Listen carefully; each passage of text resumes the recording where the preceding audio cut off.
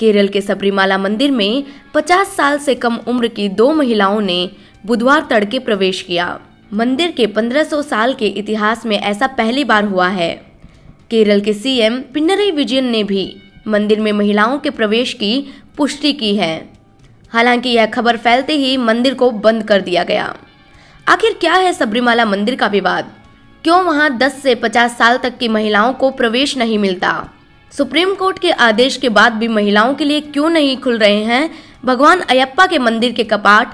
आइए जानते हैं जनसत्ता.com की इस रिपोर्ट में।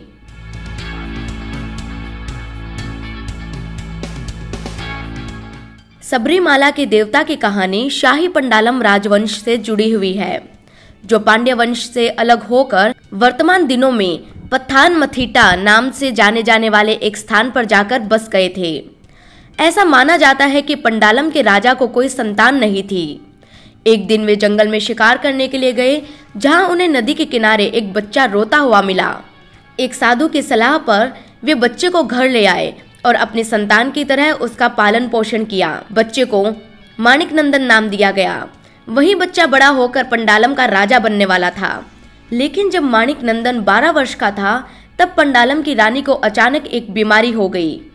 रानी के इलाज के लिए चिकित्सक को बाघिन का दूध चाहिए था।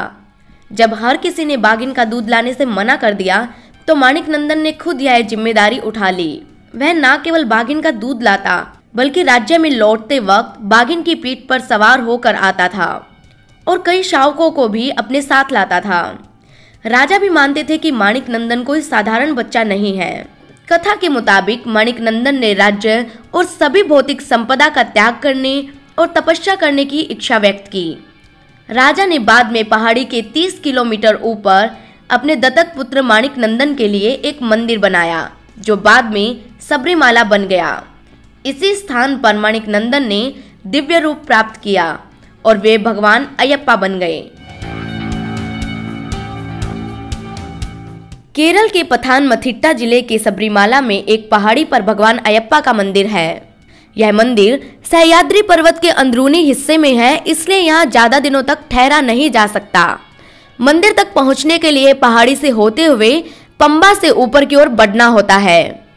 मंदिर की देखरेख त्रावणकोर बोर्ड करता है, जो कि अन्य हिंदू मंदिरों का भी प्रबंधन करता है। अन्य मंदिरों की तरह भगवान अयप्पा का ये मंदिर साल भर खुला नहीं रहता है। यह भक्तों के लिए मलयालम कैलेंडर के हर महीने के पहले 5 दिनों के साथ साथ नवंबर से मध्य जनवरी के बीच वार्षिक मंडलम और मकर विलक्कू त्योहारों के दौरान प्रार्थना के लिए खुलता है। इसे दुनिया की सबसे बड़ी तीर्थ यात्राओं में से एक माना जाता है, जिसमें लाखों लोग मंदिर में प्रार्थना करने के लिए आते हैं। तीर्थयात्री दर्शन करने से पहले 41 दिन का कड़ा उपवास रखते हैं। इस दौरान भक्त केवल काले और नीले रंग के कपड़े पहनते हैं, एक दूसरे को स्वामी कहकर बुलाते हैं, रोजाना प्रार्थना करते हैं, शराब आदि से दूर रहते हैं और जूते भी नहीं पहनते। हाल ही में आए अपने फैसले में सुप्रीम कोर्ट ने महिलाओं को मंदिर में प्रवेश की अनुमति दे दी थी, जिसके बाद हिंसक प्रदर्शन होने लगे और तमाम कोशिशों के बावजूद महिलाएं मंदिर में प्रवेश नहीं कर सकी। भगवान अयप्पा को नित्य ब्रह्मचारी माना जाता है। अयप्पा के भक्त महिलाओं के मंदिर में आने के कारण भगवान की शक्तियों के खो जाने का दावा करते हुए महिलाओं के प्रवेश का विरोध करते हैं। लेकिन बुधवार को तमाम विरोध प्रदर्शन के बाद भी आखिरकार महिलाओं ने मंदिर में प्रवेश कर ही लिया और इस दिन को ऐतिहासिक बना दिया।